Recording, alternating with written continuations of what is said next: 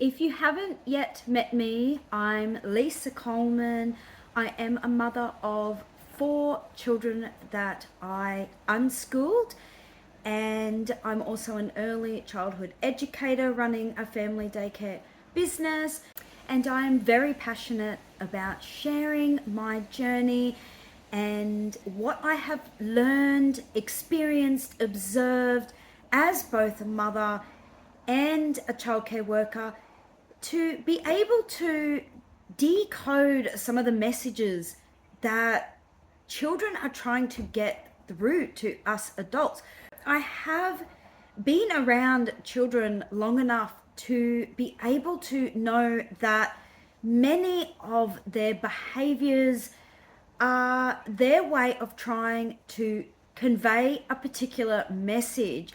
And as I said, I have been able to train myself, and of course, I'm still learning how to decode these behaviors or messages that are coming from these behaviors to be able to better understand what it is children are trying to say. As young children who are not yet capable of forming the correct sentences and expressing these messages in a way that us adults can understand, it is our job as parents and teachers and educators and anybody in a supporting role or caring role of children to be able to train ourselves, get the education needed, be willing to learn what it is that children are trying to say so that we can meet their physical, mental, spiritual, and emotional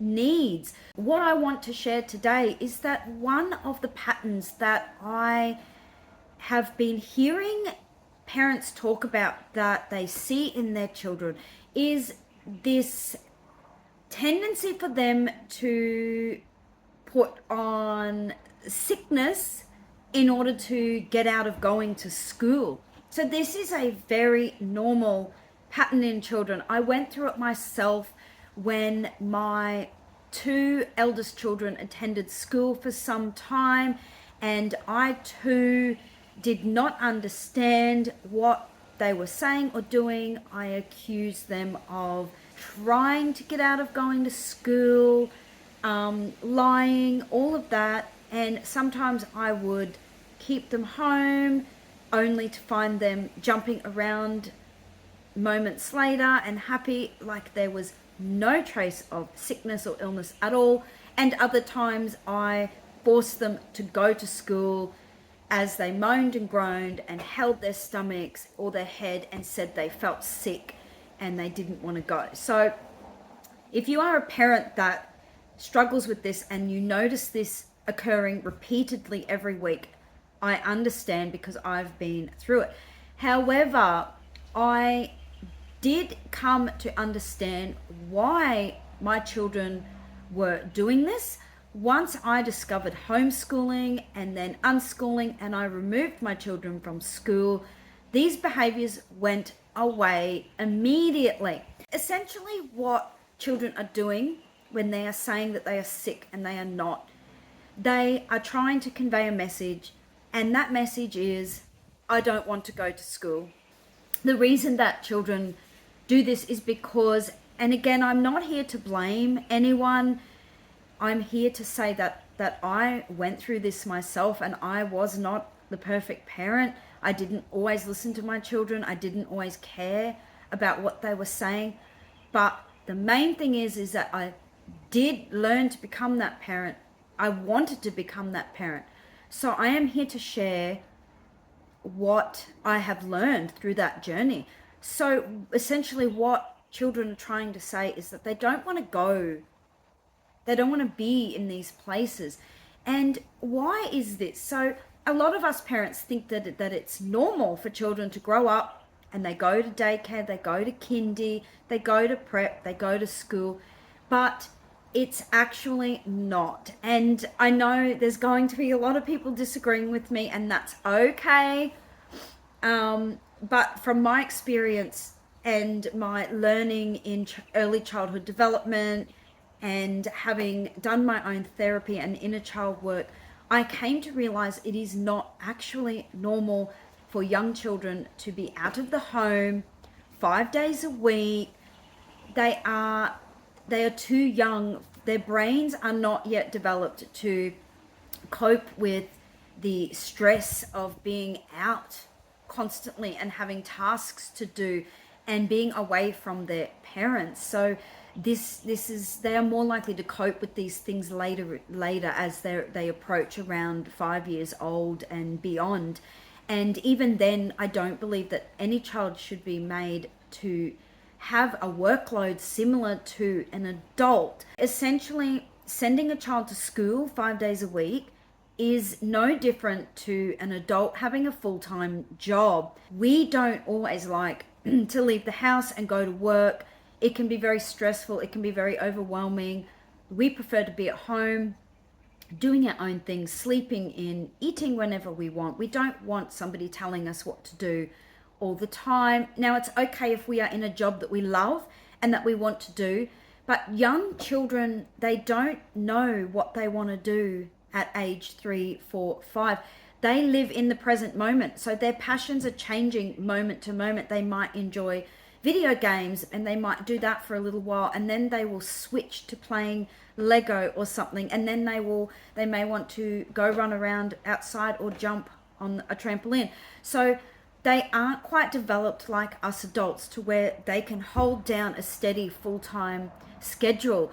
They get easily overwhelmed, and when it is forced upon them to do this, it actually alters their brain chemistry. It actually affects them similar to when they experience a trauma. It rewires their brain and it sets them up for their future. It can seem like our children are experiencing a mental illness because the way they start behaving and acting is so strange and so odd. But this is the result of their brain not being ready for the huge workload that's being put on them at an early age. They don't know how to cope. They don't know how to process it.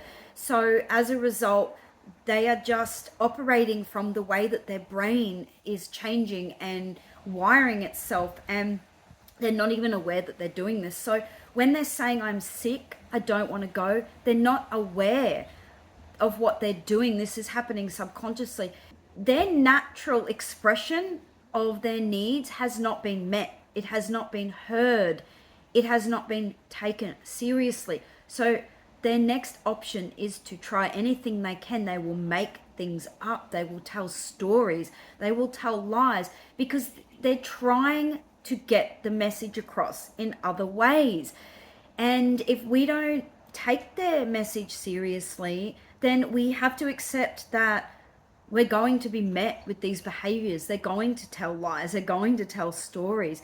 And again, if they are not heard or seen or met, like, they're going to just keep trying and trying until eventually they give up and they have no choice but to just cope with their painful emotions, their painful feelings. I'm not going to sugarcoat this.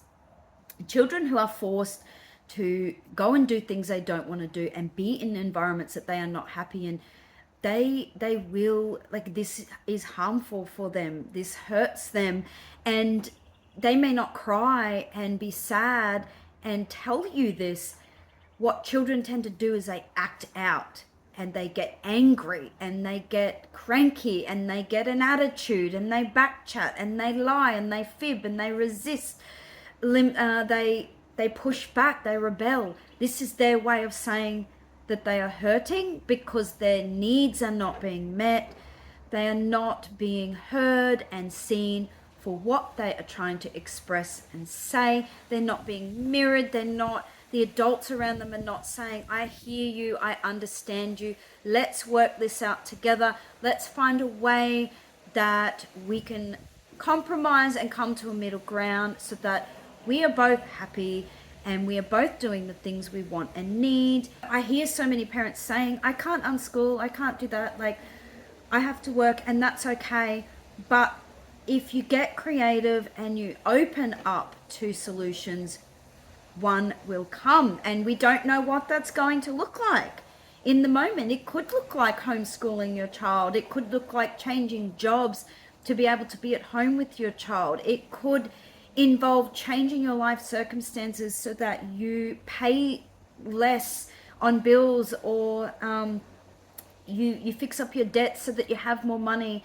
You cut down your work hours. You work from home. Like, there are endless possibilities, and some of mine did involve packing up and living on the road, traveling around, so that I didn't have all the bills. And eventually that wasn't sustainable. But by the time my children were old enough to be able to stay home alone, or have my partner stay home with them, so that I could then go back to work. And that's just, you have to be willing to sacrifice things if you are a parent who truly wants to support your child to be the happiest version that they can be. I just wanted to bring a little awareness to this phenomena that goes on with children pulling sick days. And there's a lot of memes and a lot of jokes going around out there about this. But I just want to say that these are children's real feelings. They are hurting, and it is not a joke. They are deeply affected by what they're having to do, and the workload that is placed on them, and the separation from their parents every single day is harming them. It is affecting them. It is not a joke. It is serious.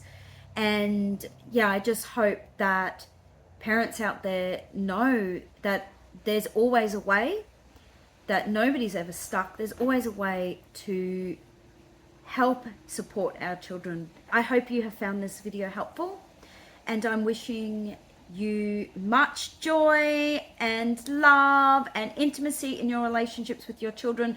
It is absolutely possible to turn ourselves around and be the best parents we can possibly be in each moment, and we can always do better.